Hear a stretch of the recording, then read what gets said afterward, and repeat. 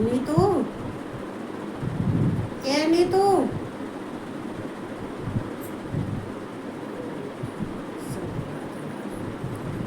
तो आज मैं शिव पुराण नहीं सुनाऊंगी, आज शिव की कथा नहीं सुनाऊंगी, आज मैं देवी महात्मा सुनाऊंगी। चूँकि अब ये 9 दिन तक मैं देवी महात्मा ही सुनाऊंगी। चूँकि देवी महात्मा का दिन चल रहा है, देवी के दिन चल रहे हैं, माँ दुर्गा के चल रहा है, तो ये ही सुनाऊंगी मैं। और सबको कहते हैं माँ, आज सब पे कृपा वर्षा है। कहते हैं माँ जगदम्बा की, माँ काली, माँ लक्ष्मी, सरस्वती माँ लक्ष्मी की सब पे कृपा हो। तो आज मैं ये ही सुनाऊंगी 9 दिन तक। चूँकि देखो कहते हैं कि माँ की कृपा, ये माँ अपने भक्तों का कल्याण करने के लिए आती है, अपने भक्तों का उद्धार करने के लिए आती है। तो जब माँ 9 दिन के लिए आती है, इनका 13 अध्याय है, सप्तशती का 13 अध्याय, और 13 अध्याय को हम 9 दिन में पूरा करना होता है। जैसे कोई कहता है कि नहीं 9 दिन में हम पूरा नहीं करते, हम 13 अध्याय नहीं करते, ये रोज पढ़ते, नहीं, ऐसा नहीं करना चाहिए। 13 अध्याय पूरे करने पड़ते हैं। और जिसके घर में सप्तशती का पाठ होता है, कलश रखा जाता है, अखंड ज्योत जलती है, तो हाँ माँ कृपा क्यों नहीं करेगी, क्यों नहीं कृपा बरसाती। तो हम चलते हैं माँ, कहते हैं माँ के चरणों में चलते हैं, माँ दुर्गा। ये देखो, ये माँ, ये सप्तशती में ये माँ दुर्गा, माँ काली और माँ सरस्वती, ये इनमें इनके तीनों के चरित्र का वर्णन किया गया है। और वैसे इसमें 9 शक्तियाँ हैं। चूँकि माँ ने 9 दिन में 9 रूपों की उनकी पूजा होती है। तो प्रथम दिन होता है शैलपुत्री का। तो प्रथम शैलपुत्री नाम क्यों रखा है? चूँकि ये कहते हैं कि शैल की पुत्री है, ये हिमालय पर्वत की पुत्री है, तो पार्वती नाम रखा गया। और ये जगदम्बा क्यों प्रकट होती है? तो कोई ये मैं रोज ही कहती हूँ, शिव पुराण की कहती हूँ रोज, ये लक्ष्मी को है माया, महामाया। तो वो माया महामाया, माया महामाया स्वर्ग की है और माया नीचे की है। तो ये लक्ष्मी सब पर अपनी माया फेरती हैं और अपने माया से सबको भ्रमित करती हैं, और भ्रमित करने के बाद फिर उद्धार भी करती हैं। तो अगर ये माया भ्रमित नहीं करेगी तो ये सब जो संसार के हैं, जब विश्व के जितने भी हैं, तो वो कैसे, वो कहते हैं भगवान शिव के पशु बनेंगे और कैसे संसार की रचना होगी। चूँकि कहते हैं संसार से आना जाना लगा रहता है, तो ये अपनी माया से लक्ष्मी भ्रमित करती है, सबको भ्रमित करती हैं, और इनको ही नहीं करती हैं। ये तो देखो माँ लक्ष्मी, माँ पार्वती, ये इनका काम है माया का। तो ये ब्रह्मा विष्णु महेश को भी नहीं छोड़ती हैं। ये जगजननी है, जगत माता है, ये तीनों की माता है, ये ब्रह्मा विष्णु महेश तीनों की माता है। ये जगत को धारण करती हैं और जगत में ही रहती हैं और जगत में ही अपनी माया फैलाती है। अगर नहीं फैलाई तो विश्व में कैसे, ये विश्व की रचना कैसे होगी, संसार की रचना कैसे होगी, संसार की सृष्टि कैसे होगी? जब माया अपनी, कहते हैं कि जब माँ अपनी माया को नहीं फैलाई, लक्ष्मी हो या पार्वती हो, तो संसार की रचना नहीं हो सकती है। कहते हैं सृष्टि की रचना नहीं हो सकती है, और ये ही सृष्टि की रचना करती हैं, ये पालनहार, ये ही संहार करती हैं। ये जो ये शक्तियाँ हैं, ये देखो शिव की शक्ति है, शिव की शक्ति माँ शिवा, माँ पार्वती, विष्णु की शक्ति लक्ष्मी। चूँकि ये इनकी, कहते हैं ब्रह्मा विष्णु महेश की ये शक्तियाँ हैं, और इन शक्तियों के बिना कुछ नहीं हो सकता है। और जहाँ शक्तियाँ होती हैं वहाँ भगवान बेशक अपने हाथ खड़े कर देते हैं कि ये तुम जानो, ये तुम्हारा काम है, तुम जानो कैसे तुम इसको काम को लुटाओगे, कैसे तुम भक्तों पर कृपा करोगे, कैसे तुम संसार की रचना करोगे, कैसे तुम संसार को देखोगे। पर ये माया,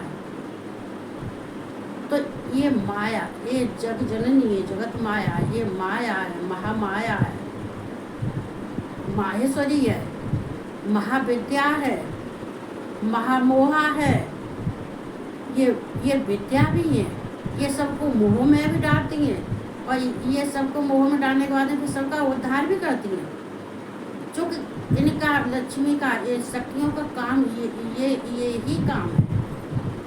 चूँकि संसार की रचना करने के लिए, सृष्टि को आगे बढ़ाने के लिए और इंसानों को शब्द सिखाने के लिए तो इन माया को अपना काम करना होता है। तो ये स्वर्ग की महामाया, संसार की माया, संसार की माया, स्वर्ग की महामाया, इनके दो रूप हैं।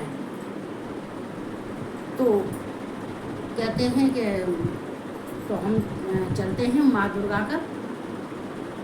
तो ये पहला अध्याय जो सप्तशती का है, देखो पहले तो इसके देखो इनका पहले तो अर्गला,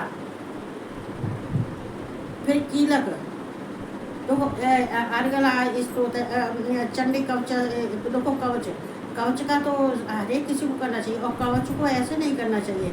पहले तो कवच है, फिर अर्गला है, फिर कीलक है, फिर सिद्ध कुंज का स्तोत्र है।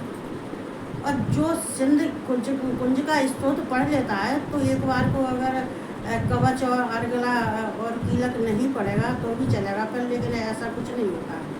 तो हमें इसके लिए करना पड़ता है। तो पढ़ने से अच्छा होता, कवच धारण करते इनका पहले विनियोग करना चाहिए और विनियोग ऐसे नहीं करना चाहिए। कवच धारण करने के लिए जो हम विनियोग बोलते हैं ऐसे नहीं, पहले कहते हैं कि बाएं हाथ में जल लेके और विनियोग बोलो और बोलने के बाद फिर उस जल को नीचे छोड़ दो। तो ये क्या है, ये हमने माँ का कवच पहन लिया, कवच धारण कर लिया हमने। और हम जो माँ के लिए हम बोलेंगे, जो हम पढ़ेंगे, एक कवच है, अर्गला है, कीलक है, जो भी पढ़ते हैं, रात सूक्त है, तो ये हम जब पढ़ते हैं तो माँ इनको सुनती हैं, माँ धारण करती हैं। तो इनको माँ धारण करती, तो हमें पहले विनियोग करना चाहिए। तो चंडी का अलग है और लक्ष्मी का अलग है, सरस्वती का अलग है। ये माँ दुर्गा और माँ सरस्वती और माँ काली, इनका तीन का एक चरित्र है, इनका तीन का वर्णन किया जाता है इसमें। तो माँ के दिन आते हैं तो माँ की उपासना करनी चाहिए। और हमारे कहते हैं कि जो है जितने भी दुख संकट होते हैं तो माँ सबके संकट दूर करती है। अब इसमें तो पहला अध्याय में क्या है, ये शैलपुत्री है, पहला अध्याय शैलपुत्री का है, जो शैलपुत्री का वर्णन किया गया है इसमें। और शैलपुत्री के बारे में तो देखो ये कहाँ माया कब ये माँ कब प्रकट हुई थी और क्यों प्रकट हुई थी और किस लिए प्रकट हुई थी। तो माँ कब प्रकट हुई थी, माँ प्रकट हुई थी चैत्र के नवद्रवों में। कहते हैं कि सूर्य के पुत्र 8वें मनु सावर्ण जो उनके उत्पन्न हुए थे, ये सारोचिष मनमंत्र की है। ये सारोचिष मनमंत्र में सूर्य के पुत्र मनु ये 8वें पुत्र कहे जाते हैं। तो ये उत्पन्न हुए थे, तो इनके उत्पन्न होने से इन्हीं का ये बहुत ऐश्वर्य बलवान थे, शक्तिशाली थे, समस्त ब्रह्मांड के राजा थे।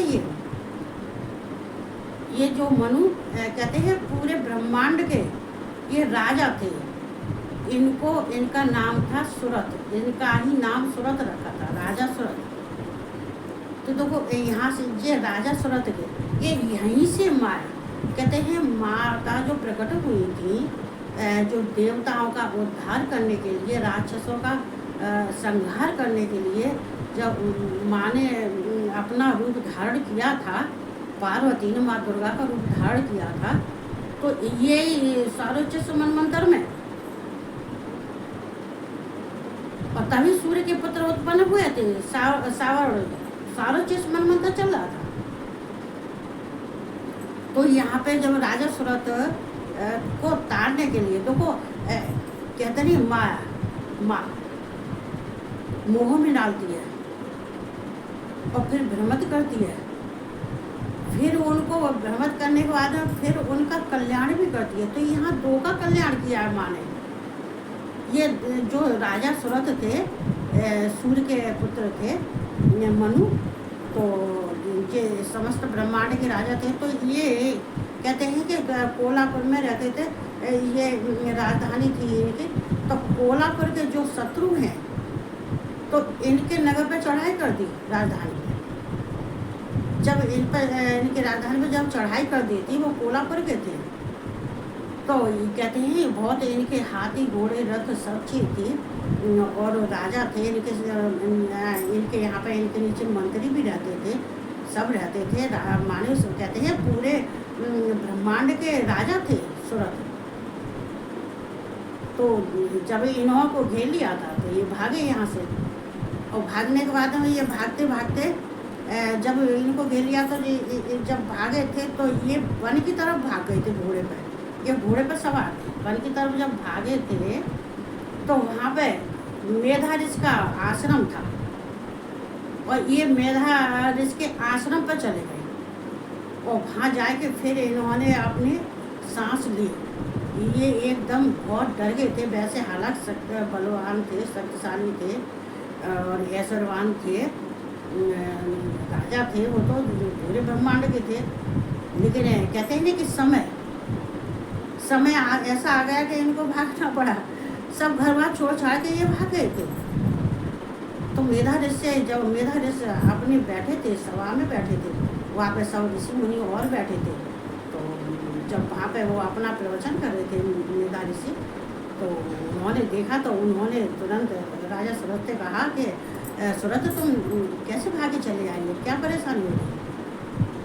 तो कहने लगे हाथ जोड़ के कि मुझे मेरी सहायता करो, मेरी मदद करो, क्योंकि मुझे कोल्हापुर के जितने हैं विध्वंसी हैं, जो शत्रु हैं, उन्होंने मेरे नगर पर चढ़ाई कर दी है, मेरी राजधानी पर, और सारा नगर घेर लिया है, और मैं तो यहाँ भाग आया, तो मैं आपके पास आया हूँ और बहुत परेशान हूँ, चिंतित हूँ। तो देखो मेधा ऋषि, तभी तो हम कहते हैं देखो गुरु की शरण जाना चाहिए। अगर किसी पर परेशानी आती है तो हमें गुरु की शरण लेने से हमारी समस्या हल होती है। तो उन्होंने आसन दिया, मेधा ऋषि ने आसन दिया, आसन डाला, आसन पर बैठे थे, घबराए हुए थे, उन्होंने उनको सांत्वना दी थी। कल में उसमें सुना रहती है शांति कला, तो कहते हैं शांति दी थी, और उनको शांति देने के बाद उनको प्रसाद दिया था, उनको प्रसाद उन्होंने खाया। फिर उन्होंने बड़ी तसल्ली से उनको समझाया था आराम से कि राजा सुरथ तुम चलो शत्रुओं से भागे थे, फिर इतने डरने वाली बात क्यों? डरो मत ना, आराम से रहो, हमारे पास रहो।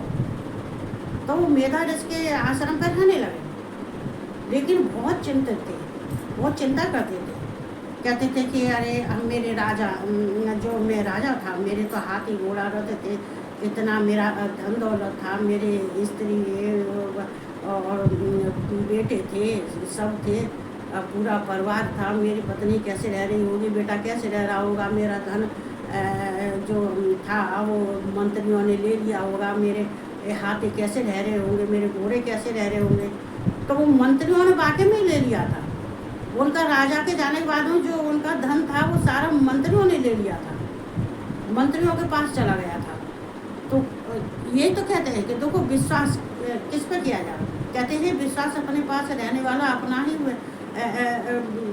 अविश्वासी होता है, वही विश्वासघात करता है। देखो राजा थे तो मंत्री उनके चरणों में रहते थे, तो वहाँ जाके जब सोच विचार करने लगे तो कहते हैं कि देखो गुरु ऋषि होते हैं तो वो तो समझाते हैं। कहने लगे राजा सुरथ तुम बहुत चिंतित हो, क्या बात है, कौन सी तुम्हें किस बात की परेशानी है? तो हमने तुमसे कहा तुम यहाँ आराम से रहो, कोई परेशानी नहीं है, फिर तुम्हें किस बात की परेशानी है? तो वो बड़े आराम से कहने लगे कि ऋषि मैं इसलिए परेशान हूँ कि मेरे पास इतना धन था, इतना धन दौलत है मेरे पास, मेरी स्त्री है, मेरे बच्चे हैं और मेरे हाथी घोड़े हैं, सब हैं, और मैं यहाँ आ गया हूँ। शत्रुओं ने मुझे सारा राजधानी को घेर लिया, मुझे भी घेर लिया, लेकिन मैं यहाँ कैसे भी भाग के आ गया हूँ। लेकिन मुझे चिंता बहुत हो रही है, मुझे बहुत मोह में, और इनको मोह में किसने डाला था? माया। माया मोहित करती है, मोह में डालती है। अभी इतना ही नहीं, आगे देखो माँ लक्ष्मी क्या करती है। मैं तो रोज ही कहती हूँ, मैं तो इस बात को रोज ही कहती हूँ कि ये माया जग जननी, एक जगत माया है। ये कहते हैं ये मोह में डालने वाली ये प्रकृति है। तो ये जो जगत को जो मोह में डालती है, कहते हैं अच्छे अच्छे भले इंसानों को मोह में डाल देती है, और इनके मोह से जब ही निकलता है जब कहते हैं कि माँ जगदम्बा के चरणों में, माँ और भगवान शिव के चरणों में अगर अपनी स्तुति करता है, प्रार्थना करता है, अपने को समर्पण कर देता है, तो माँ सब संभाल लेती है। कहते हैं हमें अगर परेशानी आती तो हमें अपने को समर्पण कर देना चाहिए। माँ के सामने, भोले के नाम, भोले शिव शंकर के सामने हमें समर्पण कर देना चाहिए। तो ये हमारी समस्या अपने आप खुद हल करते हैं, हम निश्चिंत रहते हैं, हमें कोई परवाह नहीं है, ये आप अपने आप करेंगे। तो यहाँ पे वो भी बहुत परेशान, तो कहते हैं मेधा ऋषि उनको समझाते थे कि राजा सुरत, तुम इतने विद्वान होके, इतने बलशाली होके, इतने शक्तिशाली होके, और तुम इस ऐसी बातें क्यों सोच रही हो? तो वो तुम्हें जो कहते नहीं, वो माया नहीं है, वो माया है, वो जो महामाया है, वो सब उसी ने रचा है तुम्हारे लिए, तुम्हें भ्रमित किया है। क्योंकि जब आदमी भटक जाता है, अपने ऐसा आराम में रहने लगता है, राजा अपने कहते हैं धन दौलत में, अपने उसमें सब में जब अच्छी तरह से रहने लगता है, भगवान को भूल जाता है, नहीं करता, तो माँ उनको भ्रमित करती है, चोट मारती है। ये माया है, ये माया ही करती है, तभी तो भगवान से पास में बांधे थे। ये भगवान, ये विष्णु भी माया में फंसे, और विष्णु भी क्या देते हैं, अपनी माया को छोड़ देते हैं। लक्ष्मी यहाँ घूमती है संसार में, किसी को धनवान कर देती है तो किसी को गरीब कर देती है। माला भरे किसी की तिजोरी में धन भरा पड़ा है, और माला भरा उसकी ऐसी बुद्धि कर दी कि उसका धन लेके मालूम पड़ा कि वो क्या कहता है, कोई धन ले गया, या किसी कोई ऐसी कोई घटना घट गई जहाँ सब धन चला गया, कौन ले गया? लक्ष्मी ले गई। कहते हैं उल्लू की सवारी होती है उनकी, और माया होती है, अपने माया में सबको बांधती है। तो यहाँ पे देखो वो बने हुए, तब उन्होंने मेधा ऋषि ने समझाया कि राजा सुरत तुम क्यों परेशान हो, ये कुछ नहीं है, ये न तुमने किया है न तुम्हारे शत्रुओं ने किया है, ये माया कहते हैं ये विष्णु की माया, ये सबको भ्रमित करती है, मोह में डाल देती हैं, ये ही संकट देती हैं, पहले संकट में फंसाती हैं, फिर खुद ही निकालती हैं ये माया। तो इस तरह से वो सोचने लगे कि ये माया कौन है, कैसी माया है, इसका काम क्या है, ये कैसी लगती है, ये कैसे भ्रमित करती है। इतने में वैश्य, उसका नाम समाधि था, समाधि, तो समाधि नाम था उसका, ये वैश्य, वो उसको क्या हुआ, वो भी घर से निकाल दिया। वो भी बहुत धनवान था, बहुत पैसे वाला था और जमींदार था, लेकिन उसके बेटा ने, स्त्री ने, पुत्र ने, सब ने, बहू ने, सब ने उसको घर से निकाल दिया। अब क्या होता है, अब वो भी घर से निकल आया, निकाल दिया तो निकल आया। वो भी चलते चलते जब आश्रम के पास आया तो राजा सुरत कहने लगे कि तुम कौन हो? तो कहने लगे, दोनों की मुलाकात हुई तो वो कहने लगे तुम कौन हो? हम वैश्य हैं, मेरा नाम समाधि है, तो मैं समाधि के नाम से मैं बोला जाता हूँ, और वैसे मैं वैश्य हूँ, लेकिन मैं धनवानों में से हूँ, मैं धनवान हूँ, गरीब नहीं हूँ। मेरे पास, मैं अमीरों में मेरी गिनती है, मेरे पास सब कुछ है, बहुत धन दौलत है, स्त्री है, पुत्र है, पुत्री है, बहू है, सब कुछ है मेरे पास, और मेरे पास भी हाथी घोड़े सब कुछ है। तो फिर राजा सुरत के लगे, फिर यहाँ पर तुम कैसे आए थे?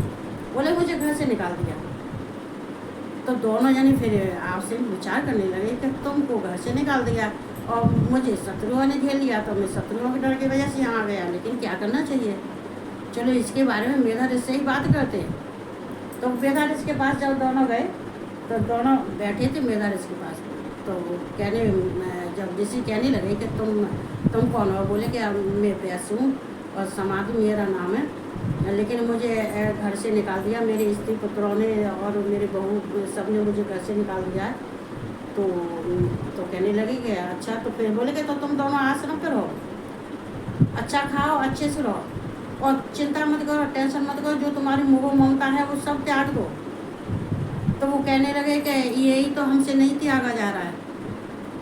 वो वैसे भी कहने लगा, राजा सुरथ भी कहने लगे यही तो हमसे नहीं त्यागा जा रहा है, ये मोह में डालती है। ये माँ पार्वती माँ लक्ष्मी मोह में डाल, खासकर लक्ष्मी तो मोह में डालती ही है, माँ पार्वती तो फिर भी कृपा कर लेगी थोड़ी सी, लेकिन लक्ष्मी तो अपना संसार में चूँकि घूमते विष्णु के पास तो रहती नहीं है। विष्णु इसी बात से दुखी है कि मेरी पत्नी मेरे पास ही नहीं रहती है, मेरी पत्नी तो घर घर में घूमती है, मेरी पत्नी तो संसार में घूमती रहती है, मेरे पास तो रहती नहीं, उन्हें पैर को नीचे दबा ली तो भी वो भाग आई। तो कहते हैं लक्ष्मी, तो बोले मैं भी परेशान हूँ, लेकिन मैं सोच रहा हूँ कि मेरे बच्चे कैसे होंगे, मेरी पत्नी कैसे होगी और मेरे हाथी घोड़े कैसे होंगे, मेरा धन कोष में होगा कि नहीं होगा कि किसी ने निकाल लिया।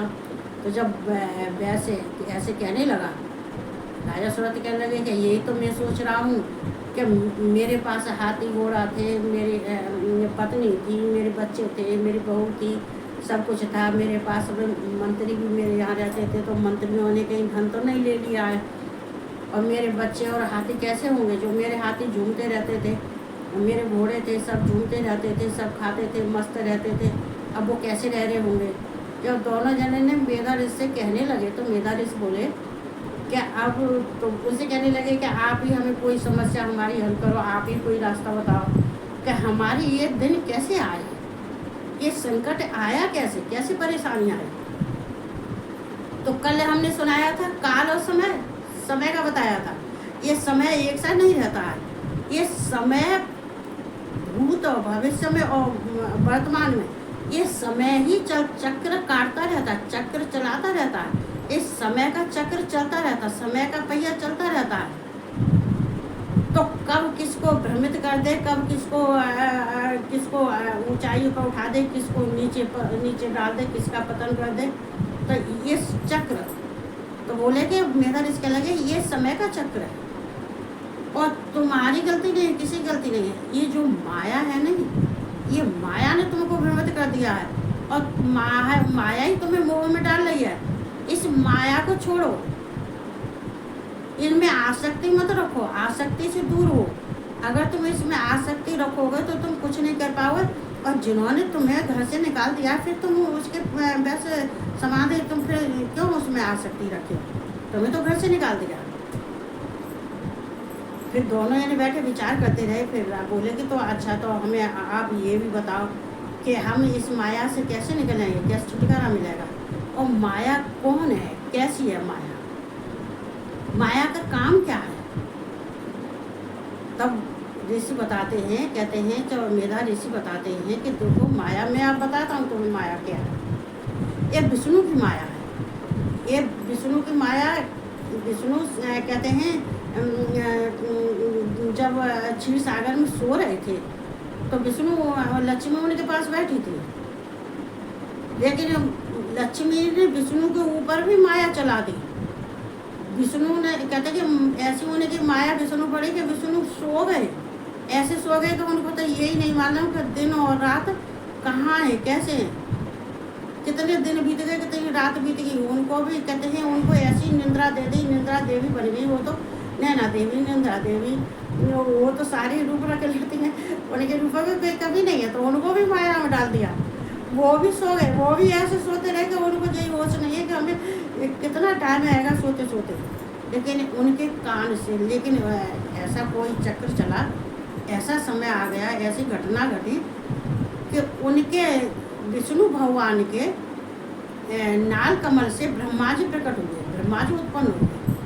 जब ब्रह्मा जी पैदा हुए थे तो ब्रह्मा जी सोचने लगे कि मैं कहाँ से पैदा हुआ हूँ, मैं कहाँ से उत्पन्न हुआ हूँ, ये कमल नाल से हुआ हूँ, लेकिन ये कमल नाल आई कहाँ से, ये कौन है? फिर कहते हैं वो ये सिर्फ ब्रह्म थे। तो उसी समय पे भगवान विष्णु के कान से दो महल निकले तो वो असुर हो गए, मधु और केटव। वो असुर किसने उत्पन्न किए थे? वो भी महामाया ने, लक्ष्मी ने।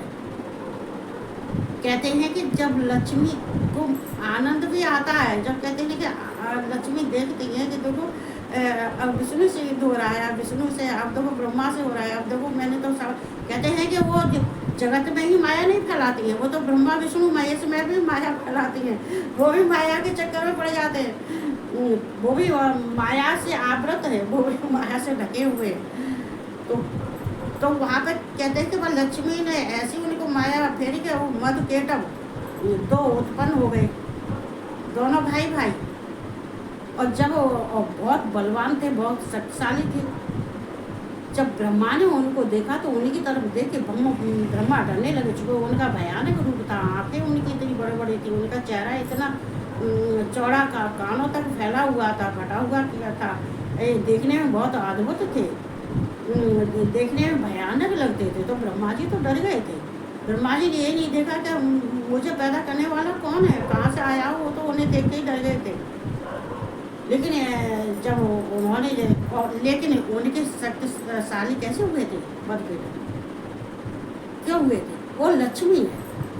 उन्होंने फिर लक्ष्मी की पूजा की थी, लक्ष्मी की सेवा की थी, लक्ष्मी की स्तुति की थी, याचना की थी मधुकेटव ने। तो माँ लक्ष्मी ने उनको इतनी शक्ति दे दी, इतनी शक्ति दे दी कि वो तो बहुत ही सबसे ही शक्तिशाली, विष्णु से भी शक्तिशाली, सबसे शक्तिशाली हो गए, ब्रह्मा से भी।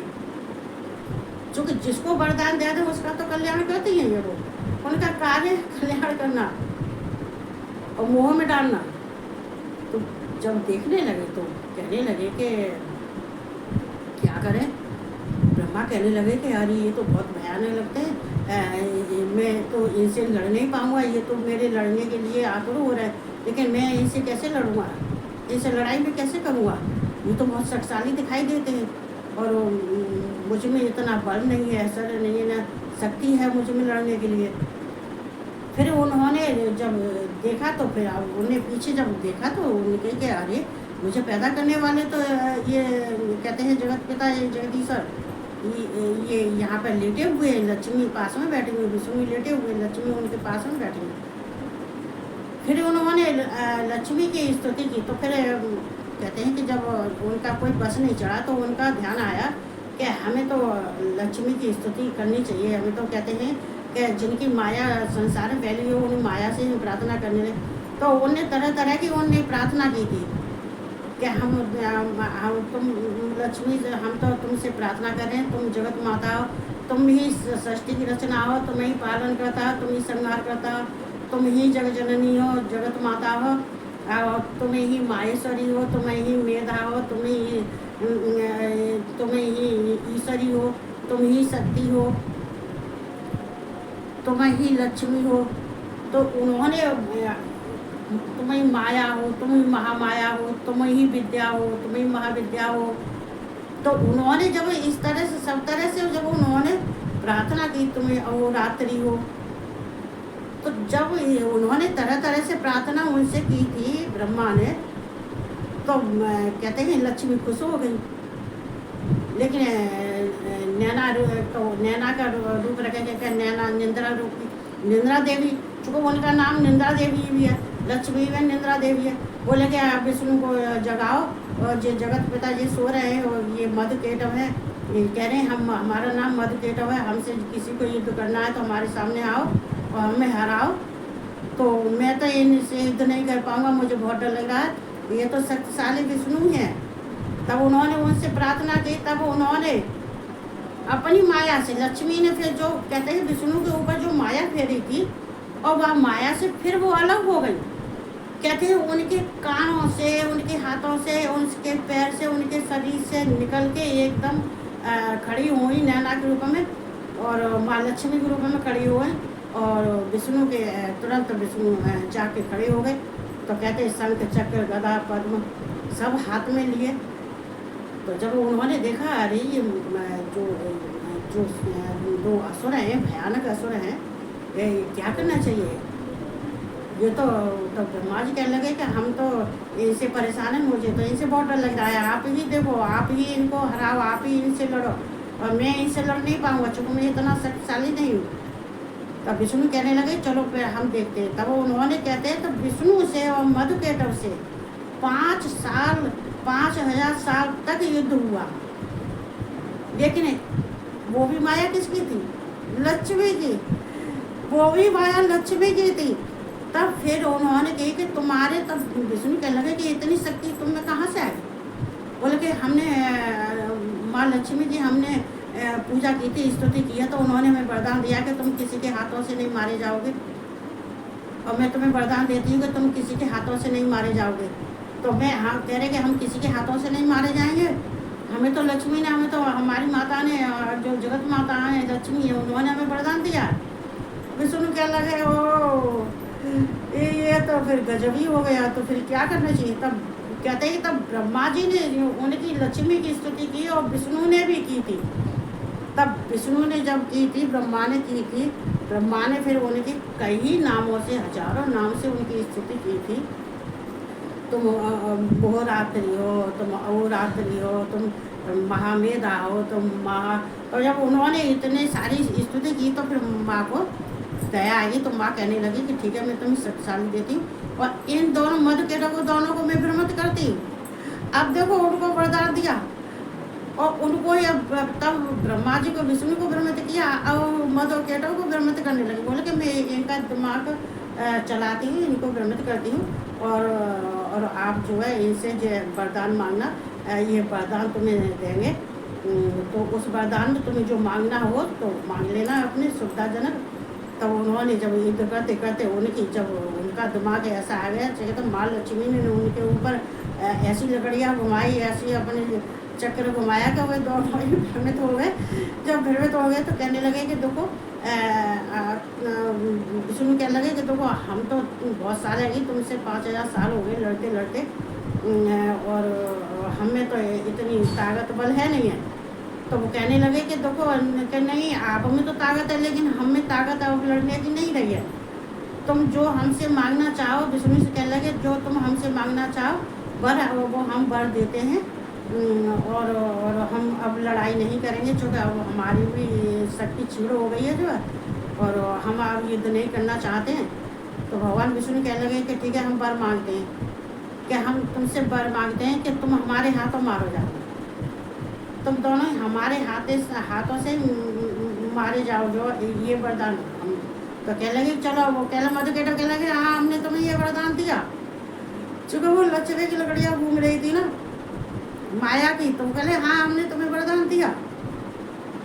तो वरदान देने वाले फिर कहते तो बोले कि हाँ लेकिन एक बात हमारी भी तुम्हें माननी पड़ेगी, कि हमारी मृत्यु वहाँ करोगे, हमें वहाँ मारोगे जहाँ सूखा हो, जहाँ पानी न हो। विष्णु ने कही ठीक है, चूँकि मधुकेटव को मालूम था कि ये तो कागज क्षीर सागर में शयन कर रहे हैं, यहाँ तो पानी पानी है, पृथ्वी पर तो कुछ है ही नहीं है, सिवा पानी के तो कुछ भी नहीं है, यहाँ तो सूखा कहीं है ही नहीं है, तो ये हमें मारेंगे कैसे? लेकिन विष्णु ने उनके दोनों को सिर हाथ में पकड़ के और जंगा पर रख के, और उन्होंने दोनों के सिर सुदर्शन चक्र से अलग कर दिया, भाई कि भाई उनकी मौत हो गई। माया ने कही, तब ब्रह्मा जी ने फिर माया कहने लगी, जो फिर लक्ष्मी कहने लगी क्या स्वामी तुम्हारा काम हो गया क्या? ब्रह्मा जी कहने लगे कि हे माँ, हे जगजननी, हमें क्या पता था कि तुम्हारी माया इतनी असर करती है कि सबके दिमागों को भ्रमित कर देती है, और हम तो आपको बहुत बहुत हम तो आपके चरणों की स्तुति कर रहे हैं, वंदना कर रहे हैं कि बस हमारा ऐसे ही मदद करती रहो, हमारी ऐसी ही सहायता करती रहो। तो भगवान विष्णु कहने लगे कि ये मेरी माया है। तो माया कहने लगी विष्णु तुम्हारी माया तो है, स्वामी तुम्हारी माया है, लेकिन तुम मेरी माया को नहीं जानते। बाबू कहते हैं कि पति कभी पत्नी की माया को नहीं जानता, बेवकूफ़ समझते हैं। कभी अब मैं संसार के कह रही, संसार के जो पति है ना अपनी पत्नियों को बेवकूफ़ समझते हैं। अब हो सकता है कि वो कुछ भोली भाली लगती हो, तो कभी भोली भाली नहीं समझना चाहिए। तो देवी महात्मा का आई है, तो मैं आज से देवी महात्मा का सुनाऊंगी, चूँकि ये शैलपुत्री है, आज का दिन शैलपुत्री का है, तो कल ब्रह्मचारी का है। ये 9 दिन अपना 9 रूप रखती हैं, फिर 8वें दिन ये महागौरी हो जाती हैं। 9वें दिन ये सिद्ध रात्रि होती है। जो इनकी तपस्या करता है 8 दिन तक और 9वें दिन तक खाना न, 9 दिन तक जो अखंड ज्योत करने वाला, सप्तशती का पाठ करने वाला, उसको 9वें दिन खाना नहीं खाना चाहिए। कन्या लांगुरा करके भी नहीं खाना चाहिए। इसलिए नहीं खाना चाहिए कि क्या कहते हैं, जो हमारा रात को जो हमें वरदान देती है वो सिद्ध रात्रि, तो सिद्ध रात्रि वाले दिन रात को ही मैं आशीर्वाद देती हूँ। पूर्ण 9 दिन हमारे तभी होते हैं। 9वीं को ऐसे नहीं करना लांगुरा कर दिया और खा लिया, नहीं, ऐसा नहीं करना चाहिए। 9 दिन पूरे रहना चाहिए। रात को भी खाना नहीं खाना चाहिए। रात को जो सिद्ध रात्रि का रात्रि जो सिद्ध रात्रि की होती है वो वरदान रात्रि में ही देती है। और हाँ, एक बात और मैं भूल गई थी कि जो मैंने सबके लिए महाकाल का जो भेजा है, जो भैंसे का रूप है, तो इसको कोई साधारण नहीं समझना, हल्के में मत लेना इसको। मैंने इसलिए ये भेजा है सबके पास कि शनिवार को मैं सो गई थी, और जब मैं शनिवार को सो गई थी, यहीं सोई थी भगवान के कमरे में। भगवान जी वाले अपने मंदिर में सोती हूँ, रात को भी दिन को भी। मैं मेरा विश्राम यहीं पे होता है। तो मैंने ऐसे ही देखा कि जब मैं गेट में घुस रही हूँ, तो जब मैं गेट की तरफ जा रही थी तो वहाँ कुछ भी नहीं था, खाली गेट था। और जैसे गेट में अंदर घुसने को हुई तो वहाँ पे ये ही महाकाल खड़े हुए थे, ये भैंसे के रूप में, बिल्कुल एकदम काले और चिकने बिल्कुल, और बहुत तंदुरुस्त, खूब हेल्थी, खूब मतलब मोटे ताजे, खूब बीच में। और गेट के सारे ऐसे खड़े थे और मुझे देखने लगे। और मैं तो बस सोच ऐसे ही फासला से रह गई थी। फिर मैंने कही वाह, इतने क्या कि मैं पीछे को लौट गई थी। और फिर मैं अपने भाई से कहने लगी, मेरे बड़े भैया खड़े थे अंदर, उन्हीं के बिल्कुल भाई महाकाल के पास में ही खड़े थे। मैं कह रही भैया यहाँ से हट जाओ, ये मार देगा, ये जो है मार देगा, ये जो मार देगा। तो फिर बाद में कहा था कि वो महाकाल थे। तो मैंने इसलिए फिर सबके लिए ये फ़ोटो भेजी हुई है, सबके फेसबुक पे और यूट्यूब पे भी सबके पास गई है। उसको आप देखना, दर्शन करना, अच्छे से दर्शन करना। चूँकि ये ऐसी वैसी फ़ोटो नहीं है, ऐसी वैसी तस्वीर नहीं है। पहले के हालांकि मैं तो सब कुछ देखती रहती हूँ, ऐसी बात नहीं है, लेकिन हाँ कोई ख़ास चीज़ होती है तभी भेजती हूँ मैं। और वैसे कुछ फेसबुक पर कुछ भी डालती रहूँगी, ऐसा कुछ नहीं है। और बस तो उसको सब अच्छे से देखना और अच्छे से उनको प्रणाम करना, नतमस्तक होना। चूँकि ये महाकाल, ये साक्षात महाकाल थे।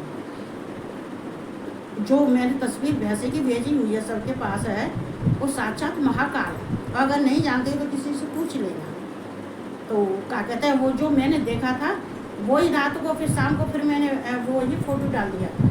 मैंने कि सबका भला हो, सब दर्शन करेंगे इनका। चूँकि जब मुझे दर्शन हुए तो सबको दर्शन होने चाहिए, सबका भला होना चाहिए। तो मैं सबको बहुत बहुत धन्यवाद देती हूँ।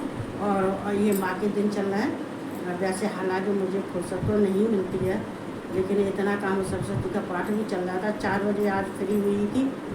फिर घर का भी है, सादा खाना, अपना फरार का भी है, वो दोनों टाइम का सब पाठ चलता है, दोनों पूजा होती है। तो लेकिन फिर भी मैं टाइम निकालूंगी। टाइम इसलिए निकालूंगी कि मैं बिना बोले रह ही नहीं सकती। मैं भगवान की चर्चा करे बिना, माँ की चर्चा करे बिना नहीं रह सकती। मुझे नींद भी नहीं आएगी।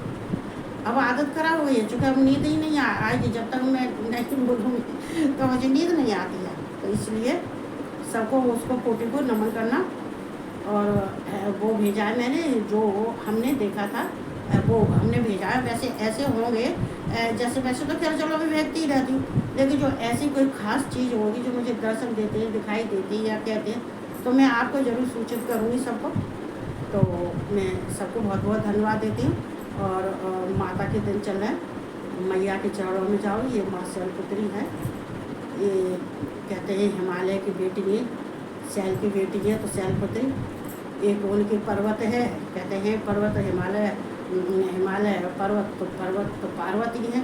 और वही दुर्गा है, वही काली है, वही लक्ष्मी, वही है सब कुछ। लेकिन इसमें चरित्र 3 का है, दुर्गा, काली और सरस्वती। तो मैं 9 दिन तक मैं ये ही माँ का ही सुनाऊंगी। और भगवान शिव भी बैठे, ये बैठे हुए, जो बिना शिव के तो मैं रह ही नहीं सकती। वो जो दिखाई नहीं देते, मैं विचलित हो जाती हूँ, मेरे ऐसे करने लगता है। जो कहते हैं मेरी आँख की नस फट गई थी, एक्सरसाइज कर रही जिम कर रही थी, ये एक बैलेंस खराब हो गया इसका, ऐसे हाथ लगा हुआ तगड़ा, लेकिन भगवान भोलेनाथ ने कही कि बहुत कुछ हो जाता, फिर मैंने तुझे बचा लिया, और बचा लिया तो फिर उन्होंने ही सही किया। तो हमें भगवान की शरण में चलना चाहिए, माँ की शरण में चलना चाहिए। तो बस इतना ही मैं अपनी वाणी को विराम देती और सबसे जय माता दी बोलती हूँ। जय माता दी, जय माता दी, जय माता दी, जय माता दी। ओम दुर्गाय नमः, ओम दुर्गाय नमः, ओम दुर्गाय नमः, ओम राधे राधे, ओम गुरु नानक।